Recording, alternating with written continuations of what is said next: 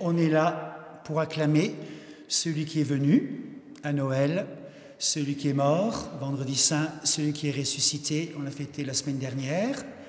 On l'a acclamé vendredi soir. Il y a eu la conférence avec le pasteur Emmanuel Mainline, vous le savez, on a fait beaucoup de pubs. On l'a acclamé comme celui qui est le libérateur. Il y avait 100-120 personnes qui étaient là vendredi soir pour acclamer, entendre combien le Christ libère, guérit, sauve, celui qui a détruit toute autorité, toute puissance sur la croix, toutes les puissances du mal. Jésus les a clouées sur la croix en triomphant d'elles par la croix. Oui. On l'a acclamé. Hier après-midi, on avait un séminaire. On l'a acclamé parce que Dieu nous donne cette autorité. Nous sommes enfants de Dieu. J'espère que tu l'es, enfant de Dieu, que tu peux dire que Dieu est ton Père. Est-ce que tu peux dire que Dieu est ton Père? Si tu peux dire que Dieu est ton Père, c'est que tu es enfant. Père, enfant. Beaucoup se disent enfants de Dieu, mais ne peuvent pas dire que Dieu est leur Père. Donc là, il y a problème. Voilà. On peut dire que Dieu est notre Père. Alors, on l'a déclaré durant l'après-midi. Dieu est notre Père. Il nous donne cette autorité en tant qu'enfants de Dieu pour prier pour les malades, prier ceux qui sont enchaînés, ceux qui ont besoin d'aide, ceux qui sont tristes, ceux qui ont besoin d'espérance. C'est ça, Manu? On peut dire comme ça que Dieu nous donne cette autorité pour le faire en tant qu'enfants de Dieu.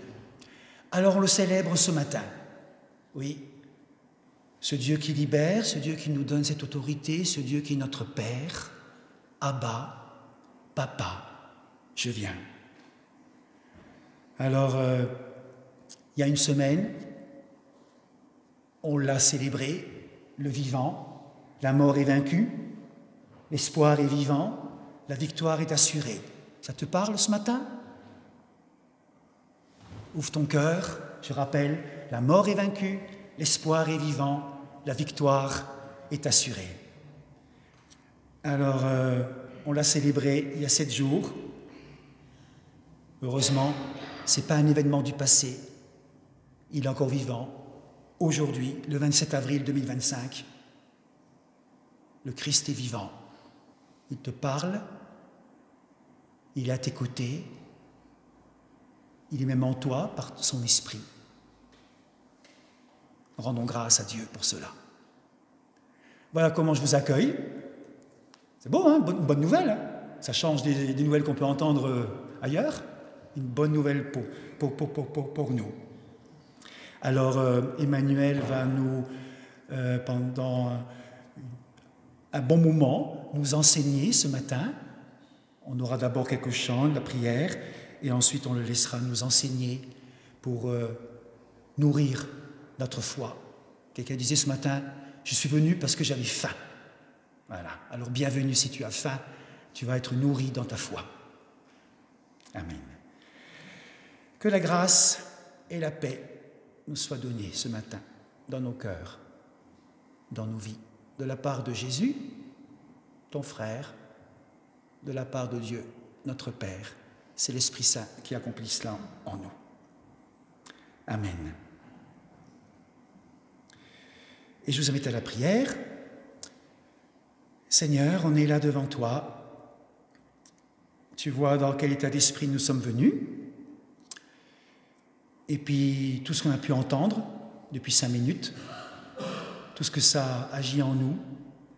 Alors Père, nous voulons te déposer tout cela, déposer toute cette semaine qui a été peut-être fatigante ou en même temps joyeuse, heureuse.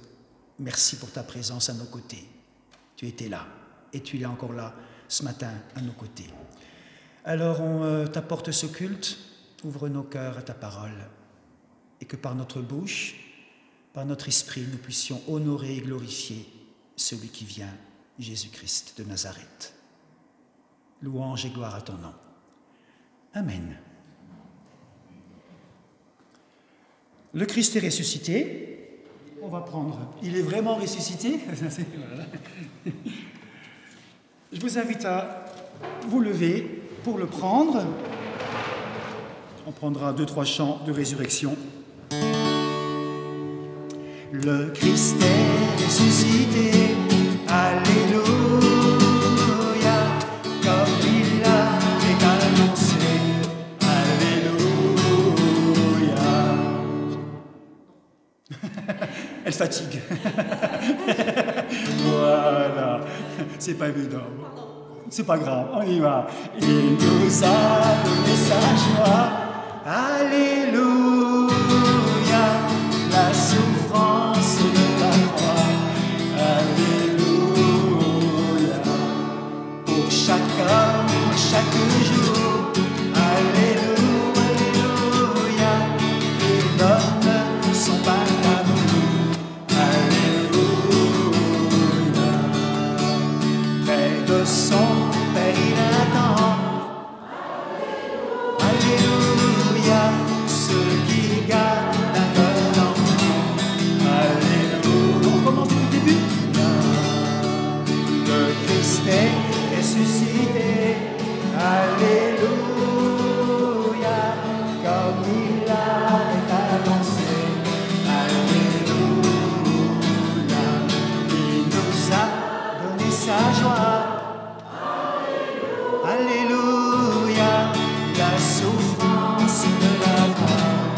Alléluia, pour chaque homme, chaque jour. Alléluia, il donne son pain d'amour. Alléluia, près de son Père il attend. Alléluia, alléluia, ceux qui gardent un cœur d'enfant. Alléluia.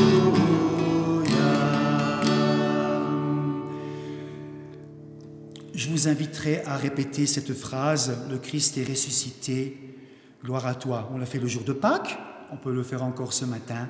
Le Christ est ressuscité, gloire à toi. À vous? La pierre qui fermait le tombeau a été enlevée. Plus rien n'obscurcira notre foi. Ressuscité, gloire à toi. Le tombeau est vide. Tu n'es plus là dans le tombeau, mais tu es là à nos côtés. Tu as souffert, Jésus, pour habiter nos souffrances. Tu es mort pour nous accompagner jusque dans nos tombeaux et tu viens nous en libérer. Oui, tu es ressuscité pour que sèchent nos larmes. Tu es ressuscité pour que le poids de nos croix, de nos deuils, te soit porté. Tu es ressuscité pour que nos souffrances, notre péché, soient allégés, notre péché soit pardonné. Tu es ressuscité pour que s'ouvrent les portes de l'espérance et de la vie éternelle. Ressuscité, gloire à toi.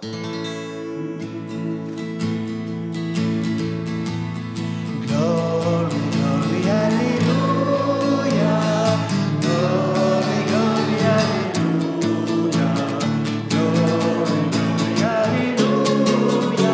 Jésus-Christ est vivant. Voici que le jour se lève au bout de la longue nuit. La vie fleurit sur la tombe que la terre avait creusée. L'Esprit Saint nous met en marche pour aller dire aux amis, il est ressuscité. Glory, alléluia. Glory, glory, alléluia. Glory, glory, alléluia. Jésus-Christ est vivant. Ce Jésus qui sur nos routes passait en faisant le bien, ouvrant son cœur aux détresses, accueillant les rejetés. Il est mort sous la torture, mais nous en sommes témoins. Il est ressuscité. Glory, glory, glory, alléluia. Glory, glory, alléluia. Glory, glory, alléluia. Jésus-Christ est vivant. Désormais sur notre terre, le nom de Jésus Seigneur apporte la vie au monde pour guérir. Amen. Il n'y a pas d'autre. Jésus est le seul sauveur. Il est ressuscité.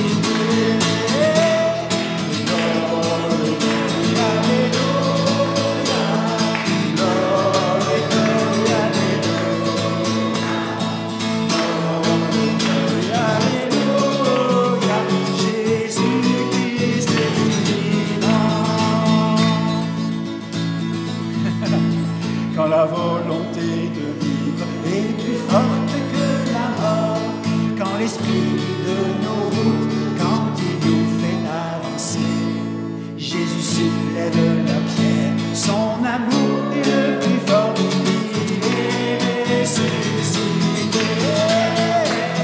Et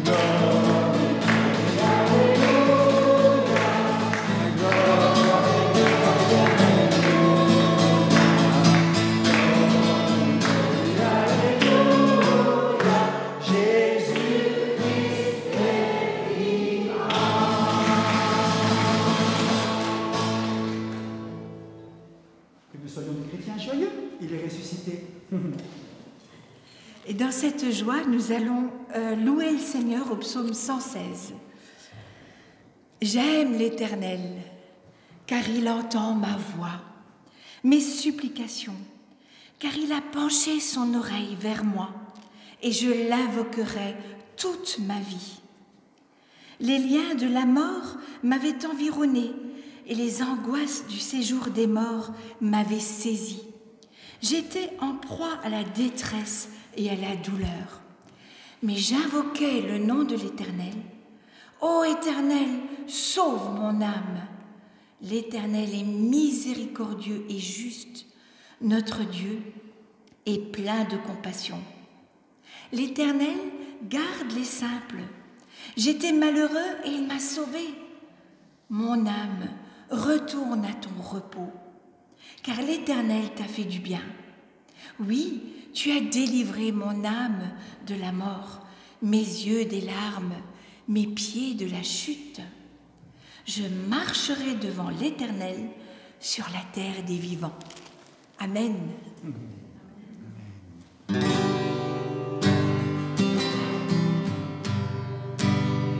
Ce chant nous rappelle la naissance, la mort, la résurrection de Jésus. Et on le loue pour cela.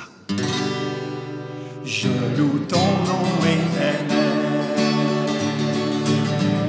Seigneur, je célèbre ta bonté. Quelle joie tu dis en moi. Quelle joie tu viens pour nous sauver. Tu viens du ciel sur la terre, monter la voie de la terre à la croix, payer pour moi de la croix jusqu'au tombeau et du tombeau jusqu'au ciel. Je loue ton nom éternel. Depuis le début, je loue ton nom éternel. Seigneur, je célèbre ta bonté.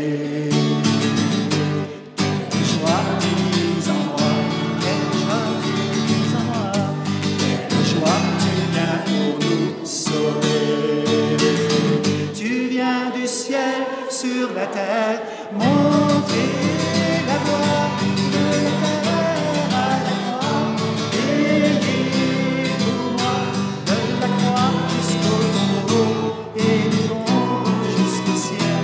Je loue ton nom éternel. Tu viens du ciel sur la terre, tu viens du ciel sur la terre, montrer la voie de la terre à la croix, payer pour moi de la croix jusqu'au tombeau et du tombeau jusqu'au ciel. Je loue ton nom éternel. On peut rester debout pour ceux qui peuvent encore. J'ai lu ces quelques mots, une parole de vie, et je me suis dit ce matin, elle est pour toi. Je suis le Seigneur de l'univers. celui qui a tout créé, comme les étoiles par le souffle de ma bouche, et les cieux et la terre par ma parole. Des plus hauts sommets aux profondeurs des océans, rien ne m'échappe. La terre tremble sous mon regard et tressaille au son de ma voix. Aucune des vibrations de ce monde ne m'est inconnue. Parce que je suis le Tout-Puissant, tu t'imagines? Tu m'imagines parfois si lointain, alors que je suis si proche. Tu m'imagines si occupé à tenir ce monde entre mes mains que je n'aurai pas le temps de te soutenir?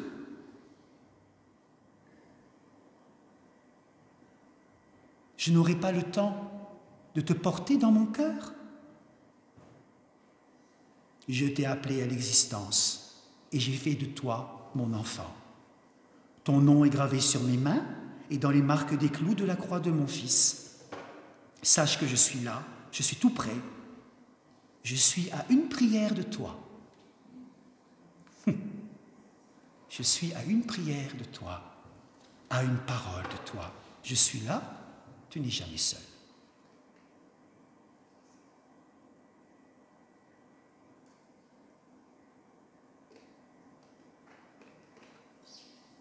Merci Père pour tant d'amour. Toi, ce Dieu si puissant, tu viens parmi nous. Tu viens en moi par ton souffle de vie. Alors au nom de Jésus, j'accueille ton esprit encore ce matin, l'Esprit Saint, qui déclare que je suis ton enfant. Cet esprit qui met en moi ton amour, Père. Et je rejette tout autre esprit qui ont pu demeurer en moi, m'influencer, me manipuler. Je rejette tout cela et je t'accueille, Saint-Esprit. Viens dans mon corps, dans mon âme, dans ma volonté, mon intelligence, et viens dans mon esprit. Agis en moi. Alléluia. Amen.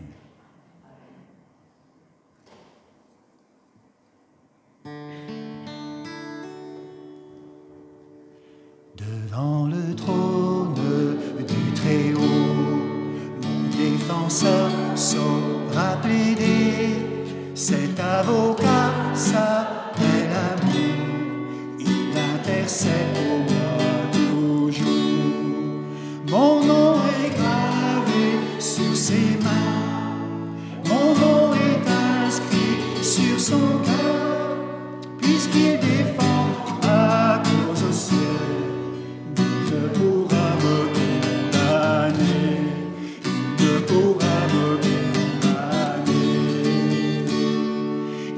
Satan me fait douter, vient me tenter et m'accuser.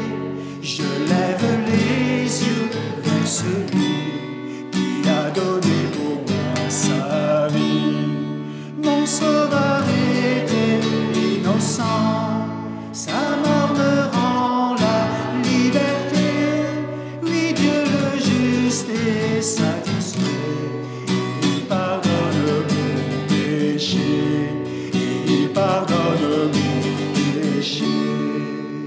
Voyez l'agneau ressuscité, et le roi plein de bonté.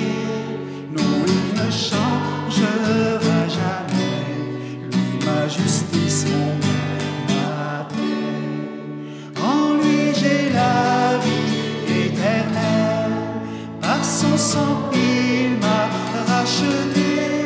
Pour toujours ma vie est cachée en Jésus mon sauveur, mon Dieu. En Jésus mon sauveur, mon Dieu. Tu as entendu, Père, la déclaration de foi de tes enfants et tu as accompli ta parole. Tu nous as rachetés, libérés. Alors merci de pouvoir continuer à lire ta parole ce matin, la lire librement. Ta parole est la vérité et on veut que, même si on va peut-être connaître le passage qu'on va écouter, on va écouter ta parole comme si c'était la première fois. C'est pas simplement une œuvre littéraire, mais elle est parole de vie, et on a besoin de ton esprit pour que cette parole devienne vie en nous. Alors ouvre nos cœurs, béni sois-tu pour tous nos frères et sœurs du monde entier qui lisent ta parole ce matin et qui vont la lire l'après-midi. Oui. Bénis tes serviteurs. Donne-nous d'être disposés à la recevoir, cette parole. Et que ta grâce soit auprès d'Emmanuel qui va nous partager ta parole. Au nom de Jésus, nous te prions. Amen. Je vous invite à prendre place.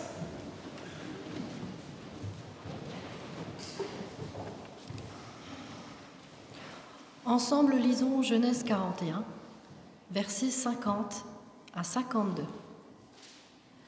Avant le début de la famine, Asnath, la femme de Joseph, fille du prêtre Potiphéra de la ville d'On, mit au monde 2 fils.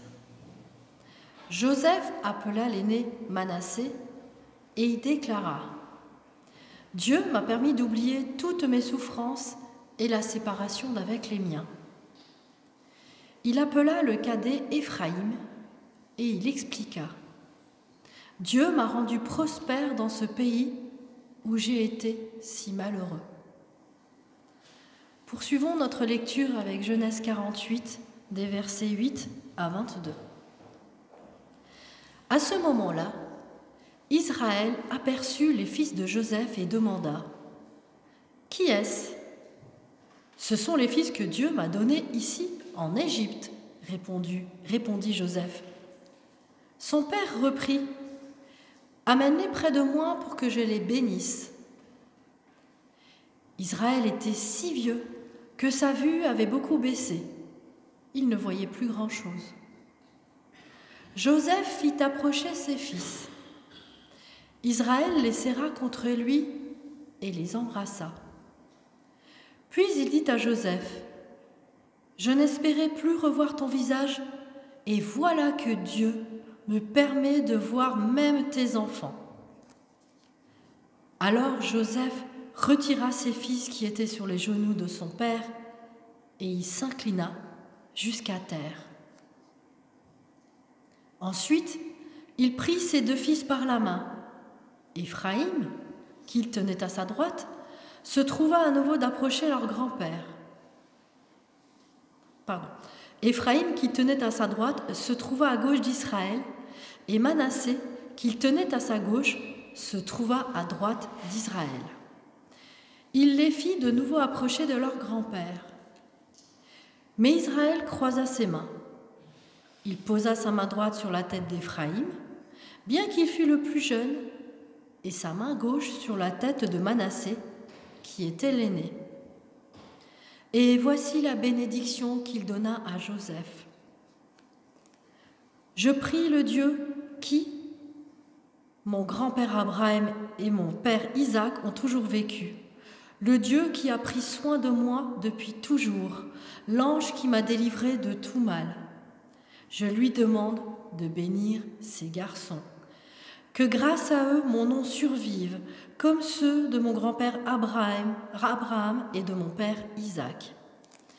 Qu'ils aient de très nombreux descendants partout dans le pays. » Joseph vit que son père posait sa main droite sur la tête d'Éphraïm, et cela lui déplut. Il lui saisit la main pour la déplacer de la tête d'Éphraïm sur celle de Manassé, en disant : « Non, mon père, tu te trompes. C'est celui-ci l'aîné. Mets ta main droite sur sa tête. » Mais son père refusa et lui dit : « Je sais, mon fils, je sais. Les descendants de Manassé aussi deviendront un grand peuple. Pourtant, son frère cadet sera plus grand que lui, et ses descendants formeront une multitude de peuples. » Ce jour-là, il leur donna sa bénédiction en ces termes : « Les Israélites se serviront de vos noms pour prononcer des bénédictions. Ils diront que Dieu te traite avec la bonté qu'il a montrée à Éphraïm et à Manassé. » Ainsi, Jacob plaça Éphraïm avant Manassé. Il dit ensuite à Joseph, « Je vais bientôt mourir, mais Dieu sera avec vous et il vous ramènera dans le pays de vos ancêtres. Quant à moi, je t'attribue une part plus importante qu'à tes frères. Je te donne la région de Sichem que j'ai conquise sur les Amorites grâce à mon épée et à mon arc. »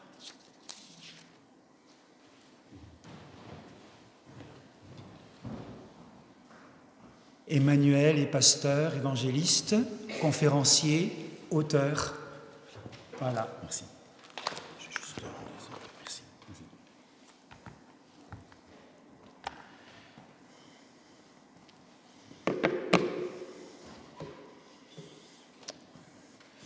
Bonjour à vous. Merci de vous être déplacés pour ce temps de culte ce matin, de nous avoir rejoints. C'est un plaisir pour moi de me retrouver parmi vous ce matin pour célébrer avec vous notre Seigneur. Alors ce week-end, nous sommes ensemble, comme Daniel l'a dit, pour un temps de conférence que nous avons eu vendredi soir, un temps de formation que nous avons eu hier aussi après-midi, sur tout ce qui touche au monde du paranormal. Alors ce matin, nous quittons ce monde-là, qui est un monde pas aussi intéressant que cela, pour nous plonger davantage dans ce que Dieu nous dit dans sa parole. Et ce matin, j'aimerais voir avec vous un petit peu, ce sera là le thème de mon message, de mon intervention, comment avancer malgré un passé difficile, douloureux. Nous vivons tous des moments difficiles dans notre vie qui parfois viennent sérieusement nous ébranler, nous secouer.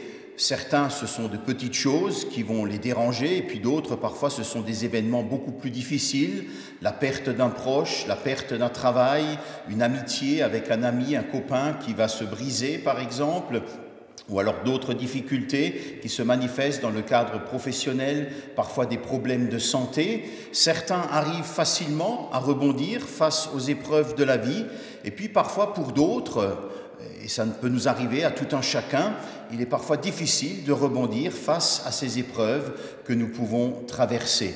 Et parfois ce sont comme des sortes de boulets, de poids que nous portons et qui nous empêchent d'avancer dans la vie.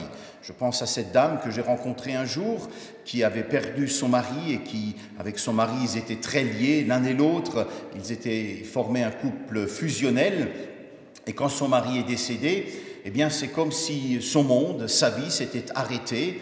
J'ai eu l'occasion de faire sa connaissance 2 ans après le décès de son mari, et cette femme vivait toujours comme si son mari était quelque part là.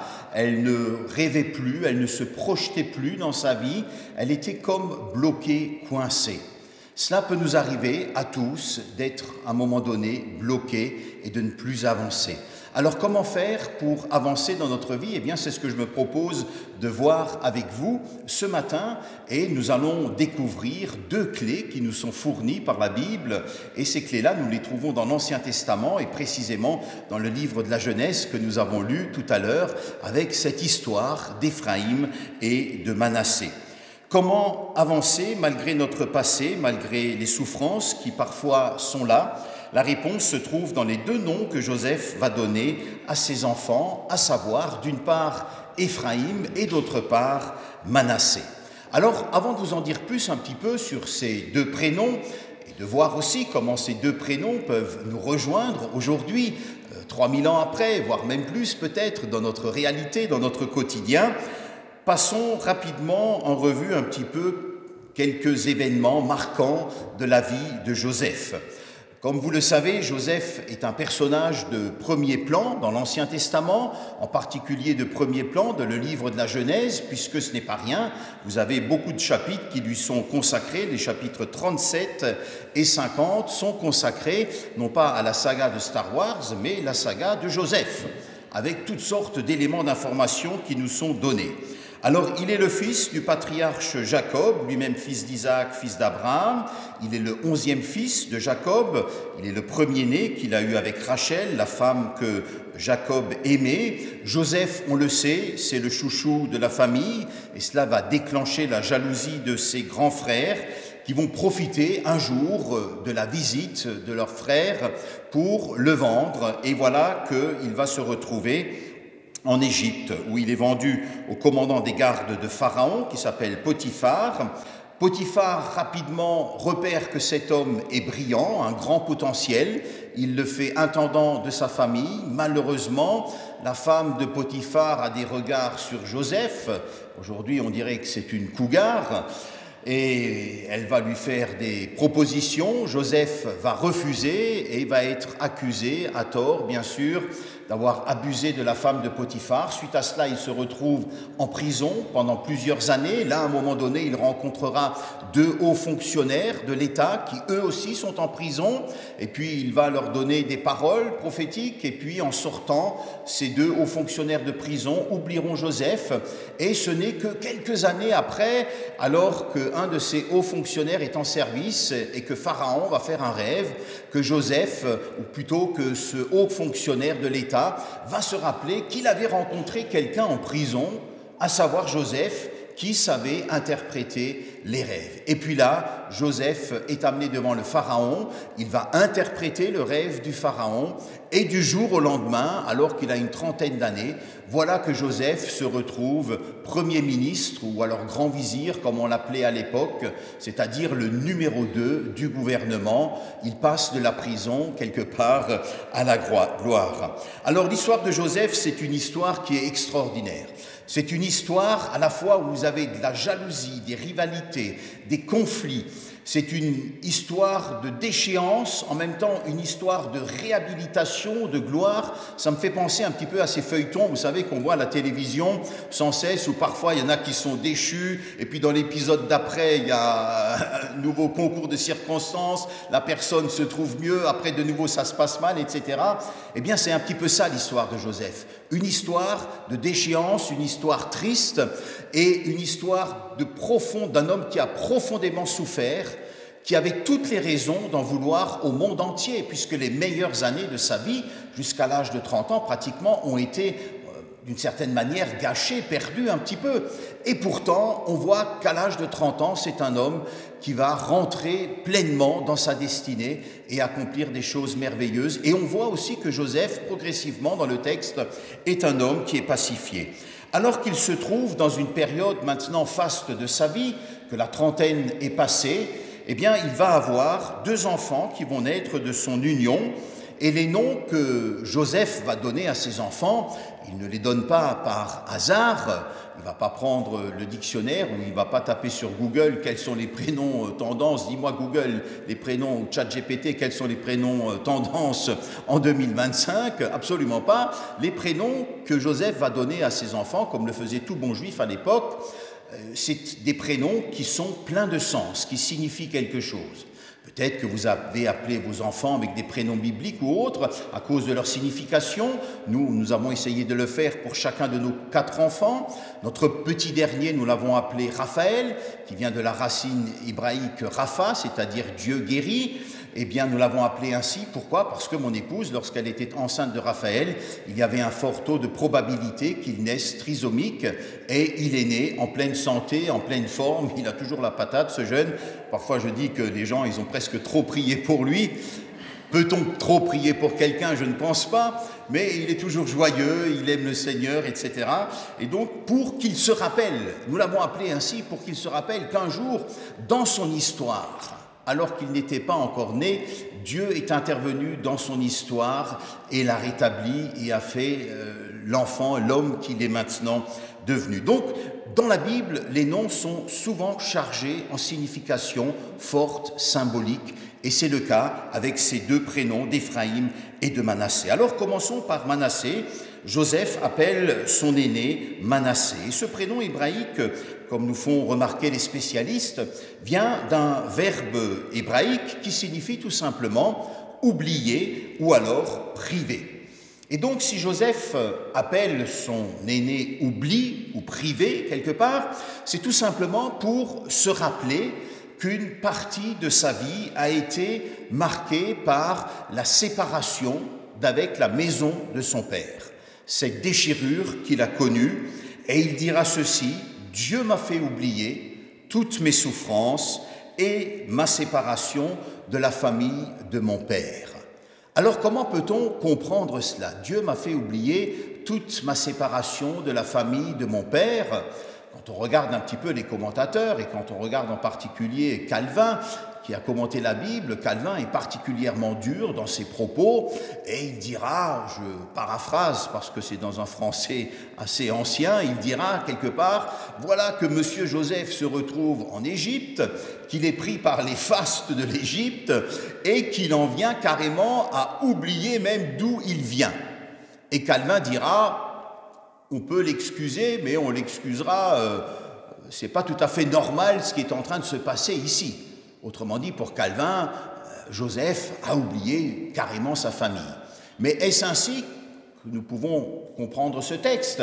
Alors Calvin, on ne va pas le critiquer, ce grand réformateur qui nous a tous inspirés d'une manière ou d'une autre, mais sur ce coup-ci, je ne suis pas d'accord avec sa lecture. Je pense ici que si Joseph parle d'oubli par rapport à sa vie passée, c'est justement pour qu'il n'oublie pas, parce qu'il n'a pas oublié. Il se rappelle très bien d'où est-ce qu'il vient. Mais si Joseph peut dire ici qu'il a oublié quelque part, c'est parce qu'il est en réalité en paix avec son passé. Joseph, et on le verra dans la suite du texte, est guéri de son passé, de l'amertume qu'il avait à l'égard de ses frères, et on le voit dans des chapitres plus loin, on voit qu'il leur pardonne, et oublier, ça veut dire quoi? Oublier, ça ne veut pas dire être amnésique. Ça ne veut pas dire qu'on prend quelque chose, qu'on l'enterre, qu'on ne s'en souvient plus, absolument pas. Quand la Bible dit que Dieu oublie nos fautes, ça veut dire qu'il les enlève, il les détruit, il les efface, mais il sait très bien ce que nous avons fait. Mais il ne viendra jamais nous le rappeler, puisque désormais c'est pardonné. Et donc Joseph sait d'où il vient. Et son passé est derrière lui, mais il est pacifié parce qu'il a réussi à pardonner. Et je crois qu'au travers de ce premier prénom, à savoir Manassé, qui signifie privé, oublié, eh bien, nous avons là une première indication qui peut nous rejoindre aujourd'hui, nous, dans notre vie, et nous aider à avancer face aux difficultés, face aux conflits, aux combats que nous avons, face aux souffrances de notre passé que nous traînons tous d'une manière ou d'une autre avec nous. Nous avons là une première indication précieuse pour avancer dans la vie. Il faut savoir laisser les choses derrière nous. Il faut savoir à un moment donné tirer un trait, oublier. La Bible souvent nous parle de cela. Par exemple, au travers des prophètes, Dieu dira « Ne pensez plus aux événements passés, ne pensez plus à ces choses douloureuses. Voici, dira Dieu au travers des prophètes, je fais une chose nouvelle. » Dans l'Évangile, on retrouve exactement la même pensée. Lorsque Jésus dira à cet homme qui veut le suivre, mais qui d'abord veut enterrer son père, il lui dira « Laisse les morts enterrer les morts ». Qu'est-ce que ça veut dire? Ça veut dire qu'on ne doit pas faire d'enterrement, qu'on ne doit pas aller aux enterrements? Non, absolument pas. On doit aller aux enterrements, on doit faire des enterrements. Mais ça veut dire qu'à un moment donné, une fois qu'on a mis les personnes en terre, eh bien, on laisse les choses derrière nous. Parce qu'aujourd'hui continue, la vie continue tout simplement. Il faut savoir mettre cela de côté à un moment donné pour se tourner vers demain. Et puis l'apôtre Paul tiendra exactement le même discours. Puisque Paul dira quoi? Il dira « Voici, je fais une chose, oubliant ce qui est derrière et me portant vers ce qui est devant, je cours vers le but pour remporter le prix de l'appel céleste en Dieu, en Jésus-Christ. » Chers amis, frères et sœurs, l'apôtre Paul, vous le savez, avait de nombreuses casseroles dans sa vie. Persécuteur de l'Église du Christ, un homme qui a fait des choses terribles à l'égard de l'Église naissante. Et pourtant, le Seigneur lui a pardonné et lui-même s'est pardonné quelque part et il a laissé ces choses derrière lui pour pouvoir avancer. Nous le disions il y a quelques instants, en introduction tout à l'heure, tant de personnes sont parfois prisonnières de leur passé. Je le vois tout au long de l'année, ayant un ministère itinérant, circulant dans toutes sortes d'églises, ayant des dizaines, des centaines d'entretiens depuis des années et des années et des années, combien d'hommes et de femmes, de chrétiens, de personnes qui cheminent, n'avancent pas dans leur vie, sont bloqués, cultivent de la rancune, de l'amertume, parce qu'elles sont bloquées avec leur passé. Les psychologues aujourd'hui nous le disent tous, pour avancer dans la vie, pour être heureux aujourd'hui, pour se projeter demain, il faut savoir à un moment donné tirer un trait sur son passé. Avec tout ce qui touche au pardon, même si ce n'est pas notre sujet ce matin, mais savoir oublier, laisser les choses derrière nous, pour pouvoir se projeter dans l'avenir. Et puis, il y a un second aspect que j'aimerais vous faire remarquer ici par rapport à ce terme d'oubli, et cet aspect se trouve lui aussi dans le nom de Manassé. Les Juifs, qui aiment bien commenter, comme vous le savez, la Torah, c'est-à-dire les 5 premiers livres de la Bible et de manière générale l'Ancien Testament, eh bien soulignent que le verbe qui est utilisé ici, que nos Bibles rendent par oublier ou priver, est un verbe qui peut aussi signifier prêter. Et d'ailleurs, c'est même la traduction que la Bible Tob a choisie. La traduction œcuménique de la Bible, qui est une traduction assez littérale, traduit le passage ainsi, je vous le cite, « Il appela l'aîné Manassé, car, dit-il, Dieu m'a crédité de toutes mes peines et porte à mon crédit toute la maison de mon père. » Très intéressant. Vous savez qu'en hébreu comme en grec, la plupart des verbes ont un champ polysémique, c'est-à-dire assez large, et peuvent être traduits de plusieurs manières. Et ce qui va guider généralement les traducteurs, c'est le contexte dans lequel le texte s'inscrit. Et là, eh bien, les traducteurs ont jugé bon de traduire par crédité. Et comme le font remarquer les Juifs, c'est très intéressant, cette traduction est intéressante, parce que si on traduit non pas par oublier, qui est juste aussi, mais aussi par crédité, ça veut dire que Joseph, au travers de cela, reconnaît que, à cause de son passé, ou grâce à son passé, eh bien, il en est là où il en est aujourd'hui. Si Joseph n'avait pas vécu ce qu'il a vécu, c'est-à-dire toutes les crasses, toutes les embrouilles, tous les bâtons qu'on lui a balancés dans son vélo et quand il s'est cassé la figure, parce que c'est ça finalement, eh bien il n'en serait pas là aujourd'hui. Et que finalement Dieu porte à son crédit tout ce qu'il a pu vivre. Et il y a là probablement quelque chose, je trouve, de très intéressant, c'est-à-dire que eh bien, Dieu utilise, et vous l'avez vu dans votre propre vie, toutes ces choses dans notre passé dont parfois nous avons honte, ces choses qui ont été difficiles pour nous, ces choses qui sont douloureuses, etc. Et Dieu porte à notre crédit et peut nous amener plus loin grâce à cela. Je pense ici à une célèbre prédicatrice chrétienne qui fait beaucoup de bien au travers de ses messages sur Internet. Et cette femme, lorsqu'elle était jeune, a été abusée pendant des années et des années et des années par des personnes dans son entourage. Et quand elle était une jeune femme et qu'elle a trouvé la foi chrétienne, elle était complètement détruite intérieurement, cassée. Mais au travers de son cheminement spirituel et d'un long parcours, Dieu l'a restaurée, il l'a réhabilitée. Et aujourd'hui, c'est une femme qui encourage des centaines et des millions de personnes au travers de ses messages, de ses prédications, s'adressant à des femmes et à des hommes en parlant du rejet et en parlant de sa propre expérience et comment Dieu est venu l'aider à oublier pour se projeter dans l'avenir. Mais si elle a réussi à avancer dans sa vie, c'est parce qu'elle a réussi à oublier, mais parce qu'elle a pris conscience aussi qu'à un moment donné, Dieu a utilisé cela. Alors soyons bien au clair, chers amis, Dieu ne veut jamais le mal. Et ce n'est pas Dieu qui va nous envoyer des pots de banane pour qu'on se casse la figure et qu'on ait encore plus mal dans notre vie, absolument pas. Mais nous vivons dans un monde pécheur, où le mal est présent. Et parfois il nous touche alors que nous n'avons rien fait. Et puis parfois il nous arrive, nous aussi, de prendre de mauvaises décisions dans nos vies. Mais quelles que soient les circonstances de nos vies, parce que la vie n'est pas linéaire, la vie ce sont des montagnes, des fois c'est plat, des fois on descend, des fois on monte, etc.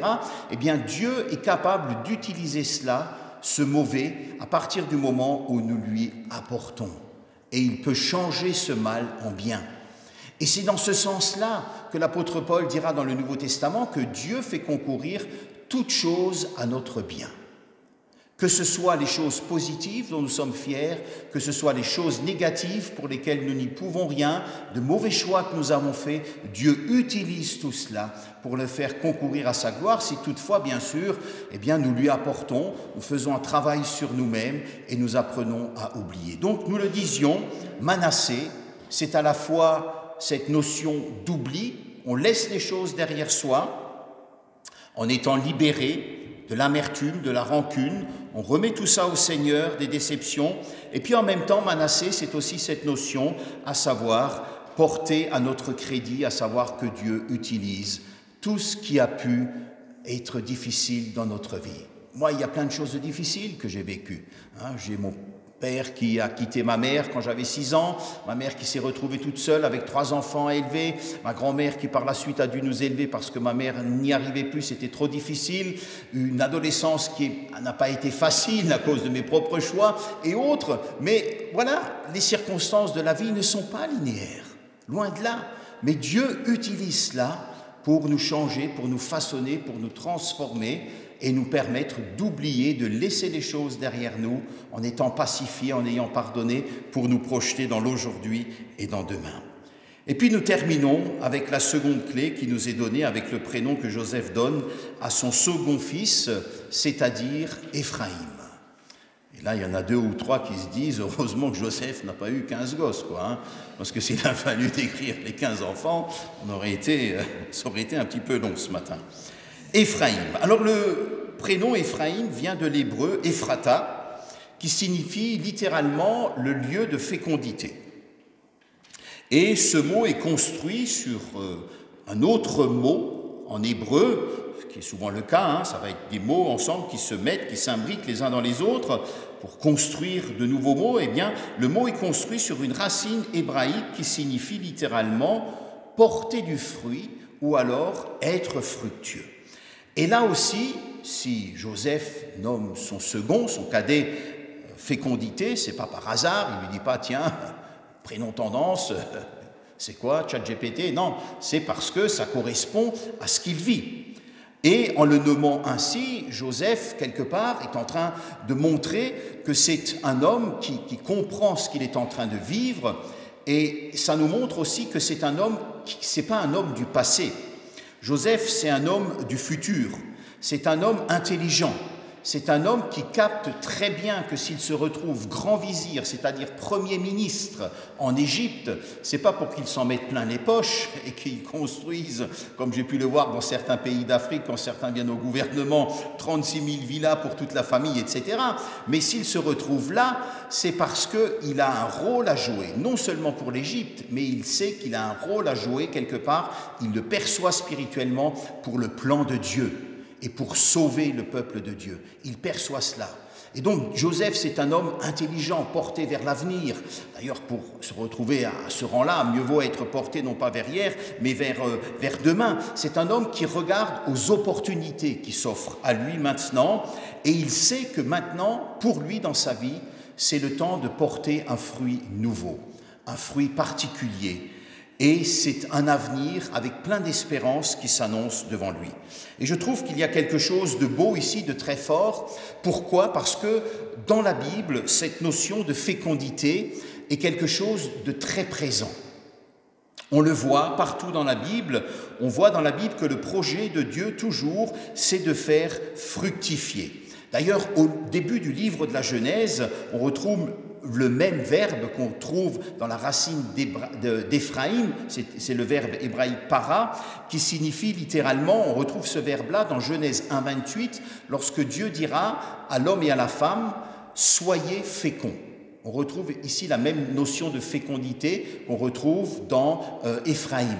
Et donc, soyez féconds, dans le contexte, c'est ayez des enfants, mais on peut l'interpréter spirituellement, c'est-à-dire que vos vies soient fécondes aussi, et même de manière très concrète, qu'en fonction des dons que Dieu nous a donnés, eh bien, faites fructifier ce que Dieu vous a donné. Ça veut dire que Dieu ne nous appelle pas à vivre dans le passé, il nous appelle à nous projeter dans l'avenir, à rêver, à faire des projets. Et nous avons là la deuxième clé pour avancer dans notre vie, pour avancer, pour nous relever lorsque nous avons vécu des échecs. Bien sûr, il y aurait plein de choses à dire sur cette thématique. Mais aujourd'hui, on se concentre juste ce matin sur ces 2 clés, d'une part oubliées avec ces 2 notions, et puis d'autre part, eh bien ici où il est question de fructifier. Et parfois, on se dit dans nos propres vies, eh bien c'est terminé, ou jamais je ne vais m'en sortir, ou je n'arrive plus à me projeter dans l'avenir.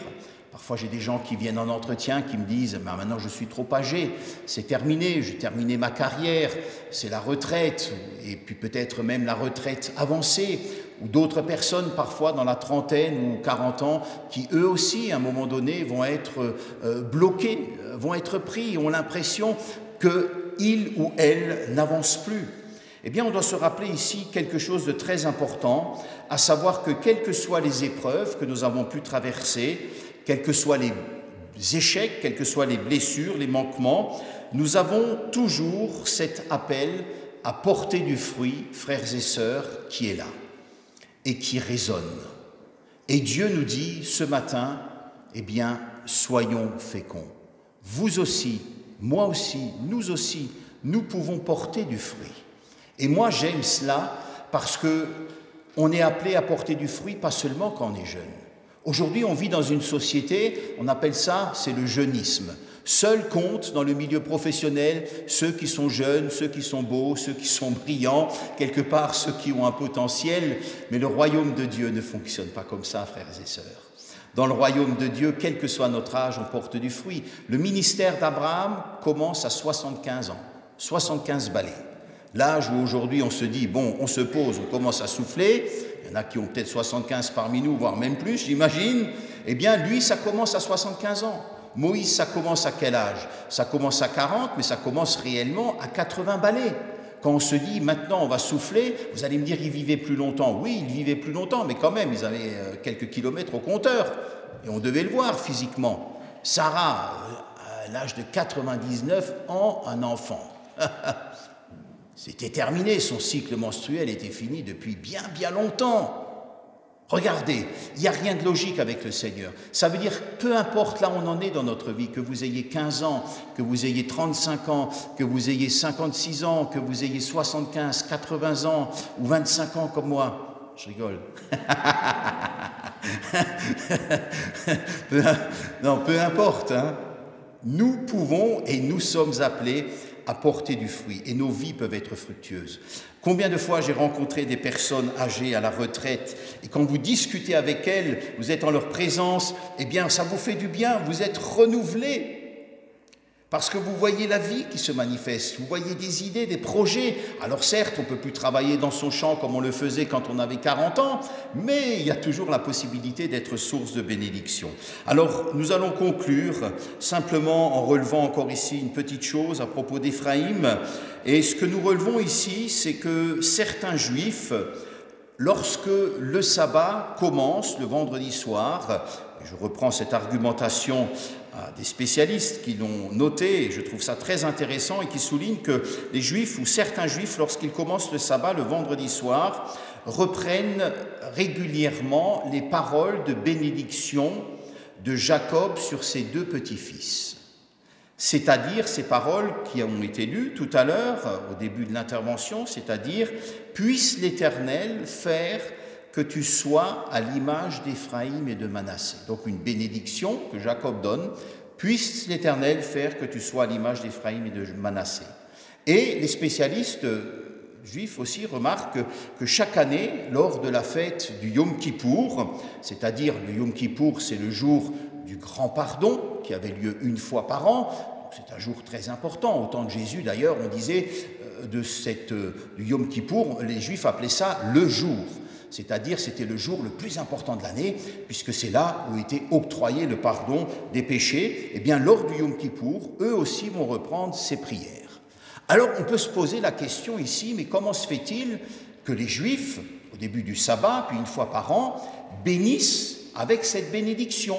Puisses-tu que tu sois à l'image d'Éphraïm et de Manassé ? Et pourquoi ne pas bénir, par exemple, que tu sois à l'image de Moïse ? Moïse qui est le médiateur de l'ancienne alliance, que tu sois à l'image d'Abraham, le père de la foi, que tu sois à l'image, je ne sais pas moi, de Samuel, ce grand prophète, ou d'Élie, un autre prophète. Pourquoi prendre Éphraïm et Manassé, qui sont, ce que nous disent les spécialistes, des personnages de second plan ? C'est-à-dire, comme quand dans un film, vous avez toujours le personnage principal et puis les personnages de second plan qu'on voit moins, auxquels des fois on ne fait même pas attention, et pourtant s'ils n'étaient pas là, le film n'aurait pas la teneur. Et là, c'est exactement la même chose. Pourquoi prendre cela ? Et certains ont suggéré que la réponse ici se trouverait dans la signification de ces deux prénoms, c'est-à-dire oublier et fructifier. Et c'est pas bête. C'est une interprétation. Et quand on regarde un petit peu l'histoire du peuple juif, y a-t-il un peuple qui dans le monde a autant souffert que ce peuple-là ? Y a-t-il un peuple dans le monde qu'on a cherché à éradiquer je ne sais combien de fois et qui aujourd'hui se tient encore debout? Je ne suis pas en train de justifier tout ce qui se passe actuellement, nous parlons ici, là, d'un point de vue de l'histoire. Un peuple qui sans cesse a su se relever, un peuple qu'on a cherché à anéantir je ne sais combien de fois, un peuple qui, quand on regarde un petit peu, ils sont... toutes les innovations au niveau technologique, les téléphones portables, plein de trucs, niveau sécurité, même niveau armement, alors ça c'est moins réjouissant, mais souvent ce sont eux qui sont là. 30% des prix Nobel qui ont été distribués dans le monde entier, eh bien c'était des Juifs, des personnes qui se sont projetées dans l'avenir, des personnes qui ont... Il y a là quelque chose, j'ai l'impression, de prophétique. Oublié, non pas dans le sens on efface, mais on oublie, on laisse derrière et on se projette dans l'avenir. Et quelque part, cette bénédiction, nous sommes nous aussi, frères et sœurs, appelés à nous la rappeler, non pas le début du Shabbat, puisque nous célébrons non pas le Shabbat, mais nous célébrons le dimanche, eh bien, nous rappeler, pourquoi pas tous les dimanches, voire même tous les jours, cette bénédiction. Puisses-tu être, toi aussi, à l'image d'Éphraïm et de Manassé.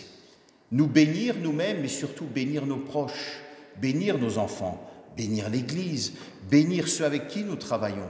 Ça veut dire, puisses-tu toi aussi savoir oublier et fructifier.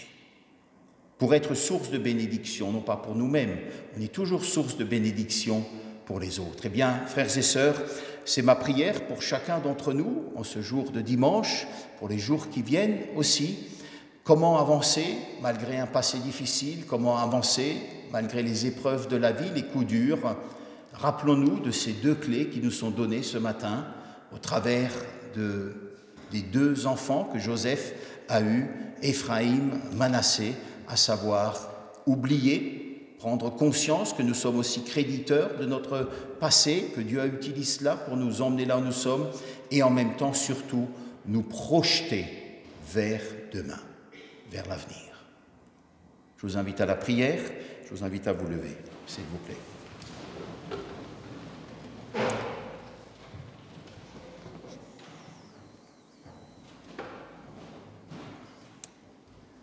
Seigneur notre Dieu, nous voulons encore ce matin nous tourner vers toi avec reconnaissance et nous te remercions pour ta parole, nous te remercions en particulier pour cette mention de ces deux enfants que Joseph a eus avec Asnath et ces deux prénoms qui nous rappellent, Seigneur, que nous aussi nous sommes appelés à oublier, à laisser notre passé derrière nous.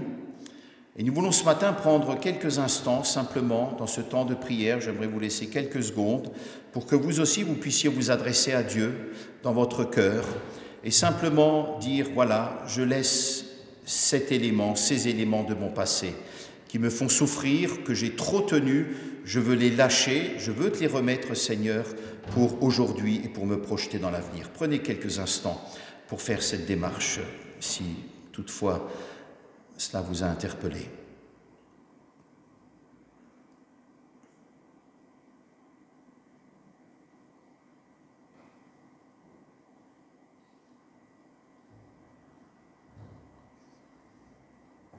Et puis Seigneur, nous voulons te dire merci aussi parce que tu nous rappelles que non seulement nous sommes appelés à laisser les choses derrière nous, mais que nous sommes aussi appelés à fructifier. Et j'aimerais bénir ce matin mes frères et mes sœurs qui sont là.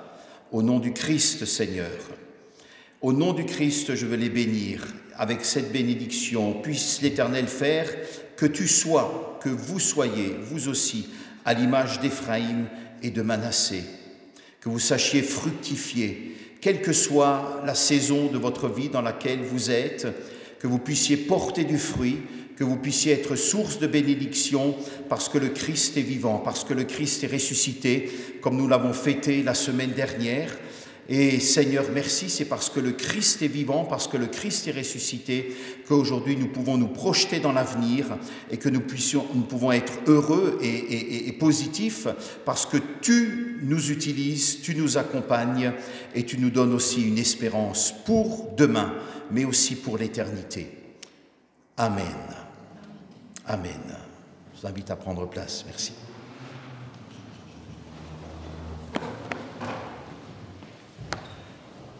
merci. Ah, ça fait du bien, hein? Dimanche prochain, t'es là? Tu reviens dimanche prochain? Comment? Tu viens à Mulhouse? À Toulouse. Ah, bah, tu décommandes Toulouse et puis tu viens ici. Ah oui, hein, ça fait du bien de se laisser porter par la parole. J'espère que ça passe et pourtant, ça fait du bien. Merci, merci au Seigneur. On va continuer cette méditation avec le chant « Tu es ma force, ma consolation ». Une lampe devant mes pas. On peut se lever? On le connaît.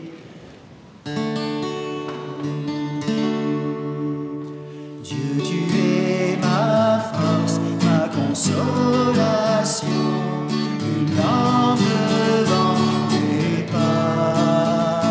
Ta voix a triomphé de l'ouragan, remporté le combat. Tu m'offres chaque jour ton infaillible amour, toi qui as fixé le cours des étoiles, sois mon encre, sois ma voix. Tu étends mes ailes pour toucher les cieux, protégé par ta main.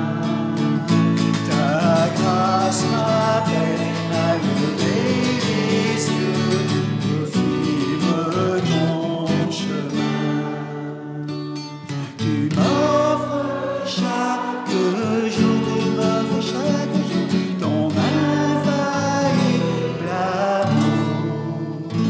Toi qui as fixé le cours des étoiles, sois mon encre, sois ma voix.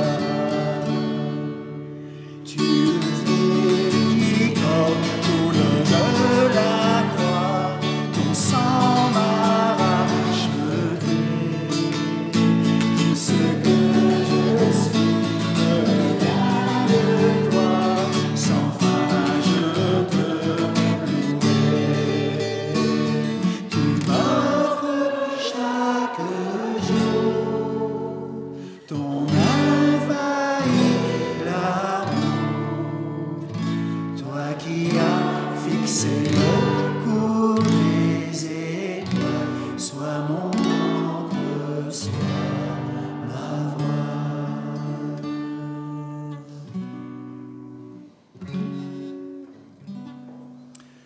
Je vous invite à prendre place.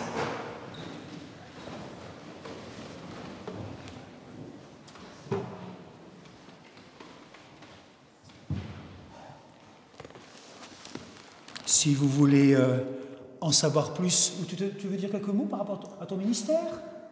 Ou tu veux que je te dise... Oui. Voilà. Merci. Bah merci, t'es là pour ça. Voilà. Voilà, quelques mots si vous souhaitez un petit peu découvrir mon ministère. Donc comme on l'a vu hier et puis avant-hier aussi, j'ai un ministère voilà, de pasteur conférencier itinérant avec une association qui s'appelle France Évangélisation, qui est une association qui accompagne un petit peu des évangélistes, des pasteurs qui œuvrent en francophonie. Et la particularité de mon service est d'être maintenant plus de 25 ans au service des églises. Donc je suis issu à la base du milieu luthérien, j'ai trouvé la foi dans ce milieu-là grâce à ma grand-mère. Par la suite, j'ai découvert un petit peu toute la sphère du monde évangélique dans laquelle je suis le plus souvent invité, avec toute la richesse et la largeur du monde évangélique. Et puis je suis aussi invité de temps en temps dans le milieu protestant, qu'il soit réformé, qu'il soit luthérien, dans le milieu catholique aussi. Et puis une grande partie de mon service s'exerce en France, en Suisse, en Belgique. J'interviens aussi dans plusieurs instituts bibliques et lieux de formation, de théologie, pour former des futurs serviteurs de Dieu sur plusieurs thématiques. Et puis, pendant de nombreuses années aussi, et maintenant j'y viens un petit peu moins, j'ai beaucoup fait l'Afrique, notamment l'Afrique francophone, l'Afrique centrale, et puis toute la région aussi des Grandes Antilles, notamment avec Haïti, où je suis allé pendant de nombreuses années, et puis bien sûr des endroits aussi plus sympas comme la Martinique, la Guadeloupe, tu vois, c'est plus sympa qu'Haïti, enfin c'est différent. Voilà, donc c'est un ministère assez varié. Si vous voulez en savoir plus un petit peu sur mon service et sur ce que je propose, vous pouvez vous rendre sur mon site qui porte mon nom et mon prénom et mon nom, emmanuel-menline.fr. Si vous orthographiez mal, c'est pas grave, Google retrouve tout, rectifie tout, c'est impressionnant. Et donc vous trouverez mon site, vous trouverez aussi des formations vidéo que je propose sur toutes sortes de sujets. Voilà un petit peu. Merci beaucoup en tout cas pour votre accueil, pour votre confiance. Merci à toi Daniel, merci aussi à Johan le prêtre, merci au conseil presbytéral, merci à toutes celles et ceux qui se sont engagés aussi, qui m'ont reçu aussi pendant ce chouette week-end. J'ai vraiment eu beaucoup de plaisir à être parmi vous. C'est avec un petit pincement au cœur que je pars d'ici, mais voilà, de nouvelles aventures. La semaine prochaine, comme dit, je serai à Toulouse avec cette fois-ci des églises pentecôtistes, donc dans un contexte totalement différent, mais à la base, on retrouve toujours la même foi qui nous anime les uns les autres. Et c'est ce qui compte. Les dénominations, ce sont simplement des étiquettes. Je dis, c'est comme le supermarché, l'essentiel, c'est ce que tu trouves dedans. Et donc, dans une église, ce qui compte, c'est est-ce qu'on trouve le Christ? Est-ce que la foi est là? Après, la manière d'agencer les choses, il y a la liberté pour chacun de faire comme ils veulent. Donc si une fois ou l'autre, vous pouvez penser un petit peu à mon service, l'itinérance et tout ce que je peux apporter, voilà. Et puis une partie de mon service aussi, c'est ce que nous avons vécu ce week-end, est consacrée à alerter par rapport au piège de l'occultisme, comme on le voit dans notre société, et puis de manière plus ou moins régulière, d'accompagner des personnes qui veulent sortir de ce monde-là, notamment des gens qui se posent des questions sur la foi. Merci en tout cas pour votre accueil, pour ce week-end, pour votre générosité, votre amitié. Que le Seigneur bénisse chacun et qu'il fasse fructifier votre mission ici et puis ton ministère aussi, Daniel. Merci. Super. Et Johan, merci. Le Christ est ressuscité. Sortez, allez dans vos maisons, sur vos lieux de travail. Jésus vous y attend. Que la joie du Christ ressuscité illumine tes jours. Que l'amour du Christ ressuscité te rende fraternel et que la puissance du Christ ressuscité te rende fort. Que tes paroles, ta vie, transmettent ce message de joie, d'amour et de puissance autour de toi. Va dans la joie du Christ vivant à tes côtés. Amen. Si durant le petit partage de café, vous souhaitez discuter avec Emmanuel, voilà, n'hésitez pas. Et le bonjour à Johan qui nous a rejoints. À toi la gloire, au ressuscité.